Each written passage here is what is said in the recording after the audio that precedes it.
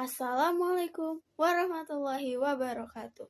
Sampurasun, hadirin sadaya, para nonoman jembaraya anu mika cinta lemah cai.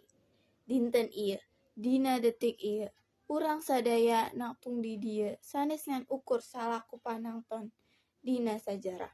Urang nangtung salaku panyambung lidah, salaku sene anu bakal ngabereskan sagala pasoalan bangsa. Duh, para pemuda, tuh sabaraha lami urang cicingin ninggalin negeri ieu dijajah ku kabodohan, korupsi, sareng karusakan lingkungan. Tuh sabaraha lami urang saukur jadi panonton di negara saorangan. Coba ilikani lemah cai urang. Tatar Sunda anu subur, nuju ngajerit menta tulung, cai walungan anu kotor, leuweung anu gundul, sareng barudak bangsa anu leungiteun harapan. Naha urang bakal cicing, naha urang bakal ngantepkeun ieu kajadian. Henteu, moal, pamuda, aranjeun lain generasi lemah, aranjeun nyaeta pahlawan poe ieu.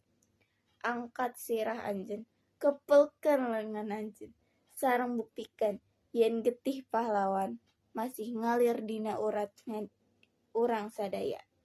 Hayu urang robah cara pikir urang, tuluy hudangkeun bangsa ieu ku karya nyata.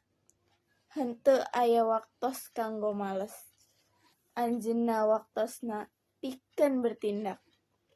Lawan kataadilan, tebarkeun kanyaah ka sasama, sareng jaga lembur urang. Batu turun, heusik naek, itu purun kuring gedeki. Maju terus, pantang mundur. Wabillahi taufiq wal hidayah. Wassalamualaikum warahmatullahi wabarakatuh.